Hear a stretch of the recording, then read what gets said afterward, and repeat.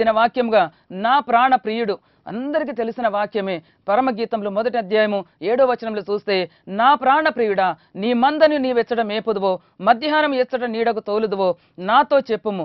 ముసుగు వేసుకున్న దాననై నీ జతకాన్ల మందల యొద్ద నేనెందుకుండవలెను. చాలా మంది చెప్పిన వాక్యము మరి ఒకసారి మనం ధ్యానిద్దాం. ప్రభు నాకు ప్రేరేపణ కలుగజేశాడు. కాబట్టి నా ప్రాణ ప్రియుడు, ప్రియుడు అనంటే అందరికీ ఇష్టమైన వాడు. ప్రతి ఒక్కరు కూడా, ప్రతి జాతి వారు, ప్రతి మతం వారు ఆయనను ప్రియునిగానే ఎంచుతారు. ఎందుకంటే పైనున్న దేవుడే అని అంటున్నారు. కాబట్టి పేరు పెట్టకుండా ప్రియునిగా ఉన్నవాడు ఆయన.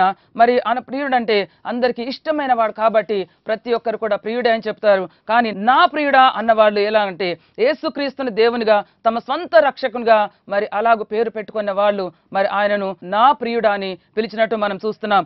ఆయనను నమ్మి ఆయనను రక్షకునిగా ఎరిగి హృదయనాథునిగా, యజమానునిగా, ప్రభువుగా ప్రతిష్ఠించుకున్న వారు నా ప్రియుడా అని పిలుస్తున్నారు. కానీ నా ప్రాణ ప్రియుడు అనేది ఇది సంపూర్ణంగా ఉన్నట్టు మనం చూస్తున్నాము.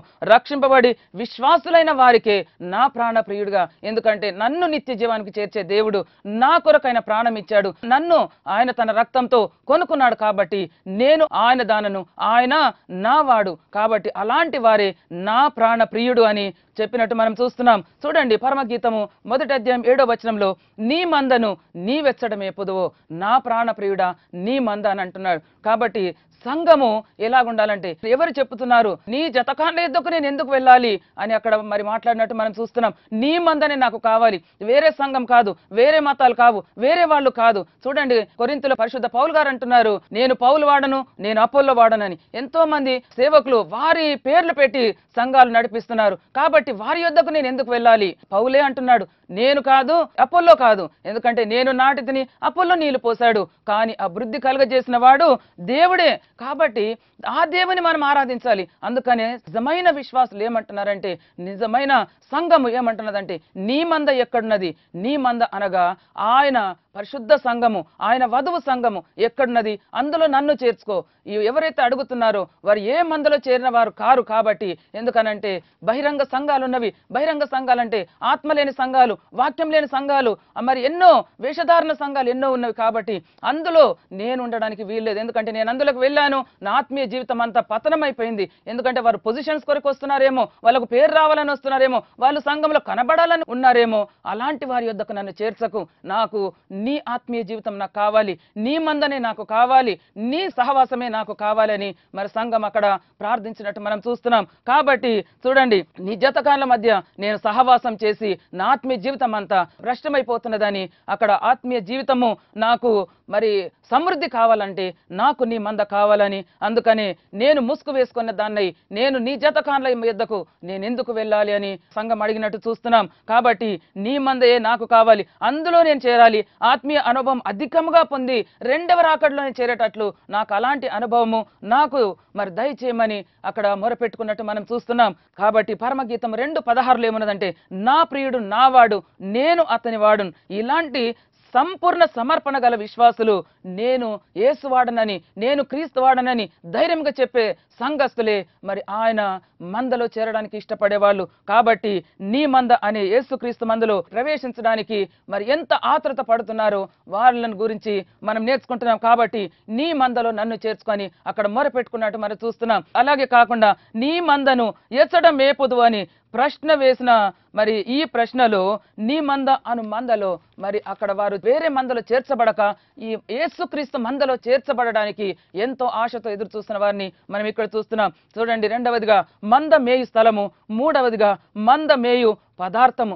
మంద మేయు స్థలం ఏదనంటే మత్తయి రాసిన సువార్త 13వ అధ్యాయము 9, 10, 36లో చూస్తే, అప్పుడు ఆయన జన సమూహములను పంపివేసి శిష్యులను ఒక ఇంటిలోనికి వెళ్ళగా ఆయన శిష్యులు ఆయన యొద్దకు వచ్చారు. అక్కడ శిష్యులకు ఆయన మంచి బోధ చేస్తున్నట్టు మనం చూస్తున్నాం. మరి యేసు ప్రభుకు 2 గ్రూప్స్ ఉన్నారు. ఒకటేమో జన సమూహంలో, ఇంకొకటేమో మరి ఆయన శిష్యులు. వారికి ఓపెన్ గా ఆయన బోధ చేస్తున్నాడు జన సమూహానికి, కానీ శిష్యులకు మాత్రము ఆయన మరి రహస్యంగా బోధ చేస్తున్నట్టు మనం చూస్తున్నాం. ఇంటిలోనికి పిలిచి పరలోక రాజ్య మర్మాలు ఆయన బోధిస్తున్నాడు. యేసు ప్రభు ఉన్న చోటు దైవ సన్నిధి, అది ఏ పాఠశాలగా చూస్తున్నాం. కాబట్టి అక్కడ గురువు ఉపాధ్యాయుడు యేసు ప్రభువే ఉన్నాడు. కాబట్టి మనం ఎన్ని సెమినార్స్, మనం ఎన్ని బైబిల్ క్లాసెస్ నేర్చుకున్నా కానీ యేసుక్రీస్తు ప్రభు పాదాల వద్ద మనం నేర్చుకున్నది అదే నిత్యమైన బోధ, అదే శ్రేష్టమైన బోధ. కాబట్టి ఆ దైవ సన్నిధే మంద మేయి స్థలము. నీ మందని ఎక్కడ మేపుతావో ఆ స్థలము నాకు చూయించమని సంఘం అడుగుతున్నది. కాబట్టి ఆ మంద మేపే స్థలమే యేసుక్రీస్తు సన్నిధి, దైవ సన్నిధి. కాబట్టి చూడండి, మత్తయి రాసిన సువార్త 6వ అధ్యాయం 6వ వచనంలో చూస్తే, నీవు ప్రార్థన చేయనప్పుడు నీ గదిలోనికి వెళ్ళి తలుపు వేసి రహస్యమందున నీ తండ్రికి ప్రార్థన చేయము, అప్పుడు రహస్యమందు చూచు నీ తండ్రి నీకు ప్రతిఫలం ఇచ్చును. అయితే చూడండి, రహస్య ప్రార్థన అనగా సమాజ ప్రార్థన కాదు, సంఘ ప్రార్థన కాదు, బహిరంగ ప్రార్థన కాదు. రహస్య ప్రార్థన అనగా నీ ఏకాంత ప్రార్థన. నీవు గదిలోనికి వెళ్ళి నీ గదిలో తలుపు వేసుకొని అని ఏకాంత ప్రార్థన చేయమంటున్నాడు. కాబట్టి ఆ ఏకాంత ప్రార్థన చేసినప్పుడు చూడండి, నీ గదిలోనికి వెళ్ళి మనము ఇల్లు కట్టుకుంటే అక్కడ విజిటర్స్ రూమ్ ఉంటుంది, కిచెన్ రూమ్ ఉంటుంది, డైనింగ్ రూమ్ ఉంటుంది, 2 బెడ్రూమ్స్ 3 బెడ్రూమ్స్ ఉంటున్నాయి. కానీ దేవునికి ఒక ప్రార్థన గది ఉండటం లేదు. ఈ కాలంలో ఎక్కడికి వెళ్ళి చూసినా మా ఇల్లు చూడండి అని ఎంతో ఆర్భాటంగా చూయిస్తున్నాం, కానీ ప్రార్థన గది అనేది లేదు. కానీ ప్రభువే చెప్తున్నాడు, నీవు నీ గదిలోనికి వెళ్ళి ఆయనతో నువ్వు ప్రార్థన చేయమంటున్నాడు. నీ గదిలోనికి వెళ్ళకంటే ముందే ఆయన నీ కొరకు ఆయన ఎదురు చూస్తున్నాడు. నా ప్రాణ ప్రియురాలు వస్తున్నది నాతో మాట్లాడడానికని ఆయన తహతహలాడుతున్నాడు. కాబట్టి ఆయన కొరకు మనం గదిలోనికి వెళ్ళినప్పుడు ఎలాగ వెళ్ళాలని అంటే చూడండి, నీవు నీ గదిలోనికి వెళ్ళినప్పుడు మరి నీ తలుపు వేసి, ఏ తలుపు వేయాలి? ఆదికాండం 32వ అధ్యాయము 22వ వచనంలో చూస్తే, యాకోబు దేవునితో పోరాటకు ముందు తనకున్న వారిని అందరినీ పంపివేసినట్టు మనం చూస్తున్నాం. మొట్టమొదటిగా తన భార్యలను పంపివేశాడు, తన దాసులను పంపివేశాడు, తన సేవకులను పంపివేశాడు, తన పశువులను కూడా పంపివేశాడు. కాబట్టి ఆయన ఎలాగో పంపివేశాడంటే తను ఎవరితో కూడా మాట్లాడకూడదు, తనల్ని ఎవరు కూడా డిస్టర్బ్ చేయకూడదు. అందుకని అందరినీ పంపివేసి యాకోబు ఒంటరిగా మిగిలిపోయినట్టు మనం చూస్తున్నాం. అలాగే కాకుండా మార్త తన పనులలో ఆమె బిజీగా అయిపోయింది. కానీ మరియ ఏం చేసిందంటే తన పనులన్నిటిని కూడా ఆమె ప్రక్కకు పెట్టి యేసుక్రీస్తు పాదాల యొద్ద ఆమె కూర్చున్నది. కాబట్టి మన సంభాషణలు, మన బిజీ పనులన్నీ కూడా ప్రక్కకు పెట్టి మన తలంపులను, మన ఆలోచనలను మనం ఏం చేయాలి? మనం కట్టి పెట్టి ఆయన సన్నిధిలో ఏకాంత ప్రార్థన చేయాలి. చూడండి, రెండవది ఆయన సన్నిధిలో ప్రార్థన చేయాలి. ఎలాగనంటే సంతృప్తిగా ప్రాణప్రియుడు పెండ్లి కుమారుడైన క్రీస్తుతో సమృద్ధిగా సహవాసం చేయడానికి వీలు కలిగించే ప్రార్థన గది మనము అలాగ వీలు కలిగించేదిగా ఆ స్థలం ఏర్పాటు చేసుకొని మన తలంపులు, మన పనులన్నీ కూడా బయటకు నెట్టివేసి మన ఆలోచనలన్నీ కట్టిపెట్టి ఆయనతో ఏకాంత ప్రార్థన చేయాలి. మొట్టమొదటి పని గదిని నియమించాలి. రెండవ పని గదిలోనికి వెళ్ళాలి. మూడవది తలుపు వేసేయాలి. నీకు ఏది కానీ, మంచిగా కానీ చెడువే కానీ మనసులోనికి ఎలాంటి ఆలోచనలు రానియక అన్ని కూడా కట్టిపెట్టి రహస్యమందున్న నీ తండ్రికి ప్రార్థన చెయ్యి. రహస్యమందున్న తండ్రి రహస్యమందు చూచు నీ తండ్రి. కాబట్టి అలాంటి తండ్రికి మనం ప్రార్థన చేయాలని మరి మనకు యేసుక్రీస్తు ప్రభువు నేర్పిస్తున్నాడు. చూడండి, అందుకని ఎప్పుడైతే మనం అలాగ ప్రార్థిస్తామో మనకున్న సమస్యలు, మనకున్న అక్కర్లు, మనకున్న అవసరములు చెప్పుకొనుటకు ఎంత సమయము గడిపితివో చూడండి. ఆ గదిలో ఎవరంటే నీవు, నీ ప్రాణప్రియుడు ఇద్దరే ఉన్నారు. కాబట్టి ఎంత సమయమైనా నీవు ప్రార్థించావో అంత సమయము ఆయన జవాబు కొరకు కనిపెట్టాలని. ఈ కాలము మనం ప్రార్థించి వెంటనే ఆమేన్ అనే వరకు మనం వెళ్ళిపోతూనే ఉంటాము. ఆదివారం ఆరాధనలకు వస్తుంటాం, ప్రార్థన కూడికలకు వస్తుంటాం, ఆమేన్ అని లాస్ట్ ప్రేయర్ అయిపోతుంటేనే, లాస్ట్ ప్రేయర్ అవ్వకంటే ముందు కూడా వెళ్ళిపోతూనే ఉంటారు. కాబట్టి ప్రభువు ఇచ్చే ఆశీర్వాదాలు ఆయన ఇవ్వడానికని వచ్చిన కానీ తీసుకోవడానికి మనము రెడీగా ఉండటం లేదు. అందుకే మనం అంతంత మాత్రం జీవితాలు జీవిస్తున్నాం. సమృద్ధి గల జీవితం మనకు లేదు. ఎందుకనంటే ప్రభు ఇచ్చే ఆశీర్వాదాలు మనం పొందకుండా ఉంటున్నాం. చూడండి, ప్రభువు నీవు ఎప్పుడు వస్తావా అని, ఆ గదిలోనికి ఎప్పుడు వస్తావని నీకంటే ముందే నీవు ప్రార్థన సమయం నియమించుకున్నప్పుడు నీకంటే ముందే అక్కడ ఎదురు చూస్తున్న దేవుడు నీకు బహుమానం ఇవ్వాలని, నీకు ఆశీర్వాదాలు ఇవ్వాలని, నీకు కావలసినవి ఆయన ఇవ్వాలని ఎంతో ఆతృత పడుతున్న దేవుడు.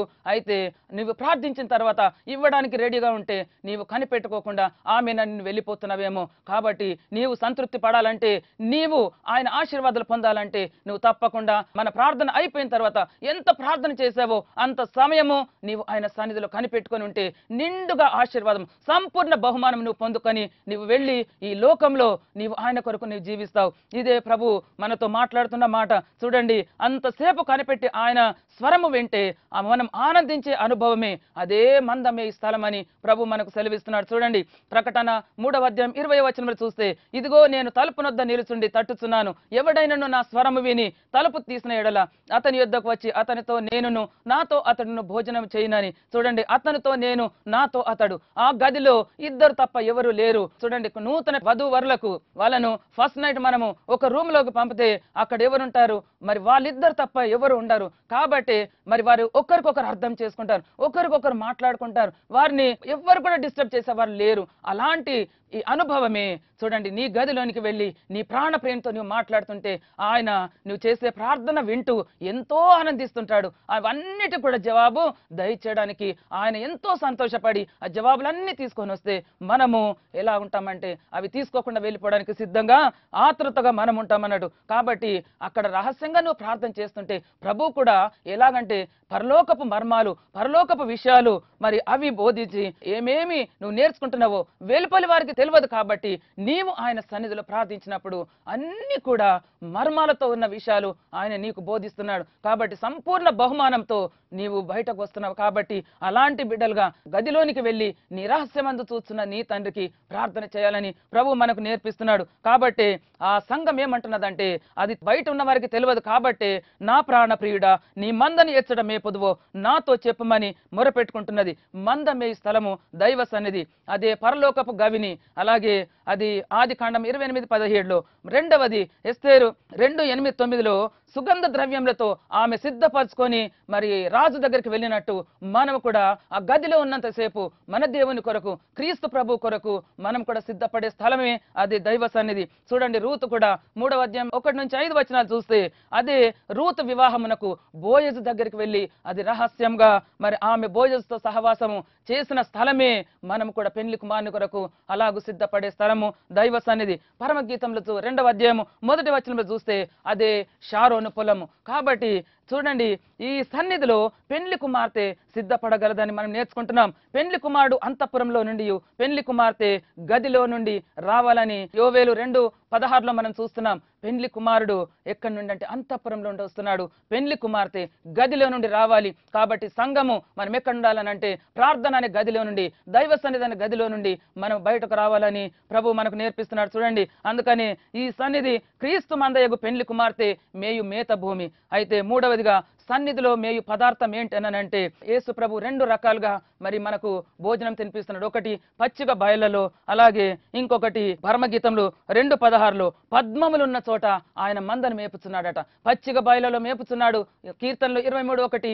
అలాగే పద్మములున్న చోట ఆయన మందను మేపుచున్నాడు. పచ్చిక బయళ్ళలో అనగా మరి పశువులు, గొర్రెలు ఏమి మేసినా కానీ గడ్డిని మేస్తూ ఉంటే ఆ గడ్డితో సహా మట్టి కూడా మరి నోటికి అంటుకుంటుంది. కాబట్టి పైనే అంటే వాక్యానుభవం లేని చోట ఆ వాక్యాన్ని మనము బోధిస్తూ ఉంటే, వాక్యానుభవం లేని వాళ్ళు ఉదాహరణలతో లేదా కామెంటరీస్తో లేదా తనకు వచ్చిన మరి ఎగ్జాంపుల్స్తో వాళ్ళు మరి ఈ వాక్యం బోధిస్తుంటే మనం లోతైన అనుభవంలోకి వెళ్ళలేము. కాబట్టి పద్మములు ఎక్కడ ఉంటవి అనంటే లోతైన సరస్సులలో మరి నీళ్లలో అవి ఉంటున్నవి. కాబట్టి దానికి బురద అనేది లేదు, దానికి మట్టి అనేది లేదు, దానికి ఏది కూడా లేదు. శ్రేష్టమైన మరి ఈ నీళ్లలో మరి అవి ఉంటున్నాయి. కాబట్టి పద్మములు ఉన్న చోట అనగా మంచి లోతైన మర్మాలతో కూడిన పరలోక మర్మాలు దేవుడు మనకు బోధిస్తున్నాడు. కాబట్టి అవి ఈ పద్మములు నేల మీద దొరకవు, లోతైన సరస్సులో దొరుకుతున్నవి. కాబట్టి అనుభవం లేని బోధలు మనకు కాదు, మంచి అనుభవంతో ఉన్న బోధలు, పరలోకపు మర్మాలు దేవుడు మనకు బోధిస్తున్నాడు. కాబట్టి అందుకనే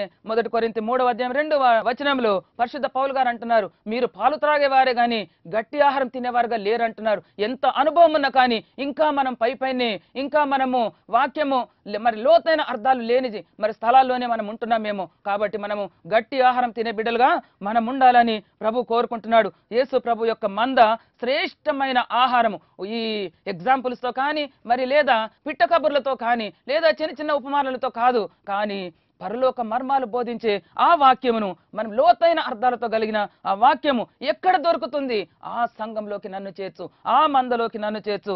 ఆ భోజనమే ఆ పెండ్లి కుమార్తె సంఘంకు అలాంటి భోజనం కావాలని సంఘం కోరుకుంటుంది. కాబట్టి ఎలాంటి అనుభవంలో మనం ఉన్నాం? ప్రభు సన్నిధిలో దొరుకు పదార్థము పరలోక మర్మాలనే పద్మములు దొరికే చోటికి మనం వెళుదాం. కాబట్టి నీ మేత స్థలం ఏది, నీవు మేయి పదార్థం ఏదని ప్రభు మనల్ని అడుగుతున్నాడు. కాబట్టి నిజమే మనం అడుగుతున్నాము ఏమనంటే, అయ్యా నీ మంద ఎక్కడున్నది? నా ప్రాణప్రియుడా అని అడుగుతున్నా, బాగానే ఉంది. నీ మంద ఎక్కడున్నది అని అడుగుతున్నా, బాగానే ఉంది. నీవు ఏ మేత వేస్తున్నావని అడుగుతున్నా, బాగానే ఉంది. కానీ నిజమే మనం ఏర్పాటు చేసుకొని మనం ఎన్నుకొని పరిశుద్ధ మర్మాలు ఎక్కడున్నవని, ఆయన మంద ఎక్కడున్నదని అక్కడికి వెళ్ళి ఆయన లోతైన అర్థాలకు మరి మనము ఆ వాక్యం గల చోటికి మనం వెళుతున్నామా?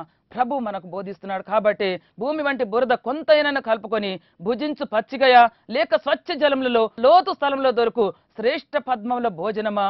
పెండ్లి కుమార్తెగా నిన్ను సిద్ధపరచు పదార్థము పద్మంలే. కాబట్టి ఈ పద్మములు దొరుకు స్థలము షారోను పొలం. కాబట్టి ఆ షారోను పొలం దగ్గరికి వచ్చి ఆయన పద్మములతో మేపుతున్నాడు. కాబట్టి ఆ లోతైన పరలోక రాజ్య మర్మములను మనము విని మనము అర్థం చేసుకొని నిత్య రాజ్యంలో వారసులవటానికి ప్రభు మనల్ని సిద్ధపరుస్తున్నాడు. అలాంటి సిద్ధపరిచే స్థలం కావాలంటే ఆయన సన్నిధిని కోరుకుందాం. చూడండి, అలాగే రహస్యమైన ప్రార్థన గదిలోకి వెళ్ళి నేను నా ప్రియుడు, మరి అలాగే పరమగీతంలో అంటాడు, లేపుటకు ఇష్టమైనంత వరకు మరి నన్ను కలత చెందనివ్వకండి, నన్ను లేపకండి అని అక్కడ మరి ఆ పరమగీతంలో సంఘం అక్కడ కోరుకుంటున్నట్టు నీవు నేను కూడా ప్రభు పాదాలు యొద్ద నన్ను ఎవ్వరు కూడా డిస్టర్బ్ చేయొద్దని, నన్ను ఎవ్వరు కూడా లేపకండి, నన్ను కలతపరచకండి, నేను నా ప్రియుడు, నేను మాట్లాడి నేను ప్రార్థించి నేను బయటకు వచ్చే వరకు అందరు కూడా అలాగే వెయిట్ చేయండి అని ప్రతి ఒక్కరితో మనం చెప్పి మనం ప్రార్థనకు వెళ్ళాలని. చాలా మందికి ఒక్కొక్క గదే ఉంటుండొచ్చు. ఆ ఒక్క రూమ్లోనైనా నీ ప్రార్థన స్థలం నువ్వు ఏర్పాటు చేసుకో, ప్రార్థన సమయం ఏర్పాటు చేసుకో. ప్రభు పాదాలు పట్టుకొని ప్రభు సన్నిధిలో నువ్వు ప్రార్థిస్తూ ఉంటే ఆయన పరలోక మర్మాలు మనకు బోధిస్తూ ఉంటాడు. కాబట్టి నిజమే యాకోబు అందరినీ పంపివేసినట్టు నీ సంభాషణలు, నీవి టీవీ ప్రోగ్రామ్స్, నీవి అన్ని కూడా కట్టిపెట్టి బయట ఫ్రెండ్సా లేదా పబ్లా క్లబ్సా మరి హోటల్సా లేదా గార్డెన్సా ఏవేవి ఉన్నావో అవన్నీ కూడా కట్టిపెట్టి నీ బంధువులే కానీ నీ ముచ్చట్లే కానీ అన్ని కూడా నువ్వు కట్టిపెట్టి అలాగే మార్తవలె విస్తారమైన పని కూడా కట్టిపెట్టి ఆయన సన్నిధిలో మరియవలె కూర్చుండి ఆయన చెప్పే బోధలు మనం విందాము. మనం ప్రార్థన చేస్తూ ఆయన సన్నిధిలో నుండి సంపూర్ణమైన బహుమానం మనం పొందుకొని మరి మనం ఆయన వచ్చినప్పుడు ఎత్తబడే గుంపులో ఉండాలి. నిత్య రాజ్యానికి వారసులు కావాలి. పరలోక రాజ్యంలో మన పేరు రాయబడి ఉన్నవి. కాబట్టి ఆ ఛాన్స్ కూడా ఎవరు పోగొట్టుకోకుండా ప్రతి ఒక్కరు కూడా ఆయన పాదాలు పట్టుకొని ఆయనతో మాట్లాడి ముచ్చటించి నా ప్రాణప్రియుడా నేను నీ దానను, నీవు నా వాడవని అలాంటి భాగ్యము మరి మనకందరు కూడా రావాలని నేను ప్రభు పేరిట మనవి చేస్తూ మీరందరూ కూడా అలాంటి భాగ్యం కోరుకోవాలని, అలాంటి ప్రార్థన మరి గదులు, ప్రార్థన జీవితము, ప్రార్థన సహవాసము మనందరూ కూడా ఉండాలని నేను ప్రభు పేరిట మనవి చేస్తూ వాక్యాన్ని ముగిస్తున్నాను. దేవుడి వాక్యాన్ని దీవించును గాక. ప్రార్థించుకుందాం. పరిశుద్ధుడా మా పరలోకపు తండ్రి, మీ పాదం లెక్కలేనని స్తోత్రాలు వందనాలు చెల్లిస్తున్నాం తండ్రి. మాకు అనుగ్రహించిన ఈ చక్కటి వాక్యం కొరకు మీకే స్తోత్రములు వందనాలు ప్రభా. ఎంతో మంది ప్రార్థన లేని జీవితాలతో ఉన్నారు ప్రభా. అలాంటిది ప్రభా ఎలాగో ప్రార్థించాలి అయా, నీ దైవ సన్నిధి అంటే ఏంటి, దేవా మేతమే స్థలం అంటే ఏంటో సూటిగా మీరు మాతో మాట్లాడారు ప్రభా.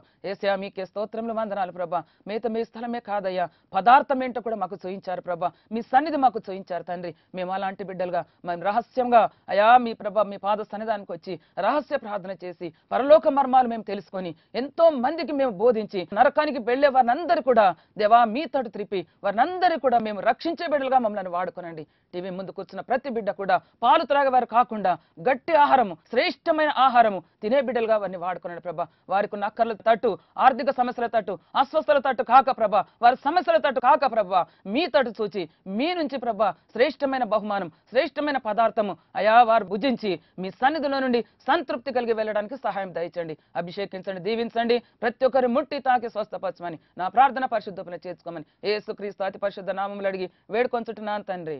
ఆమేన్. దేవుడు మిమ్మల్ని అందరిని ఆశీర్వదించును గాక. సత్యవంతుని స్వరము సువార్త మహాసభలు 2011 ఆగస్టు నెల 19, 20, 21 తారీఖులలో అనగా శుక్ర, శని, ఆదివారములలో బేతేల్ చర్చ్, ప్రగతి నగర్, పెదపల్లి, కరీంనగర్ డిస్టిక్ నందు జరుగును. సమయము ఉదయం 9:30 నుండి సాయంకాలం 5 గంటల వరకు, అలాగే సాయంకాలం 6:30 నుండి 9:30 వరకు. ముఖ్య ప్రసంగికులు డాక్టర్ జైషిలా ఎం, హైదరాబాద్, మరియు బ్రదర్ గాజీ మహమ్మద్ జైనుద్దీన్ ఖాన్, అలీగఢ్. అందరూ ఆహ్వానితులే.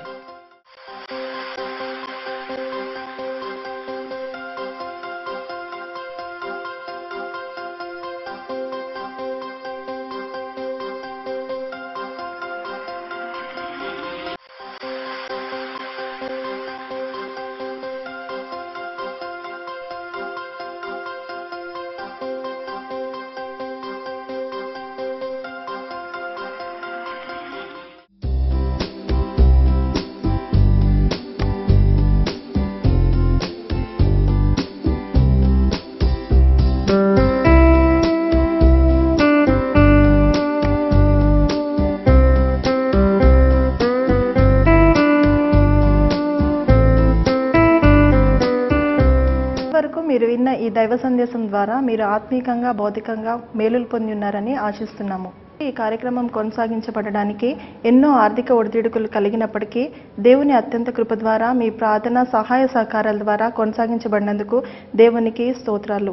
ఇక ముందు ఈ కార్యక్రమం కొనసాగించబడడానికి దేవుడు మీ హృదయాలను ప్రేరేపించిన కొలది మీ సహాయ సహకారాలను అందించవలసిందిగా కోరుచున్నాము. మీకేమైనా ప్రార్థన అవసరతలు నేడ్లా మమ్మల్ని సంప్రదించవలసిన మా చిరునామా pastor M Vinay Kumar, Bethesda ministries, 8-3-231-A/304, Shri Krishna Nagar, Yusufguda, 5,45,000. మా ఫోన్ నెంబర్స్ 04023548836. మా సెల్ నెంబర్లు 9346902818, 9347583059.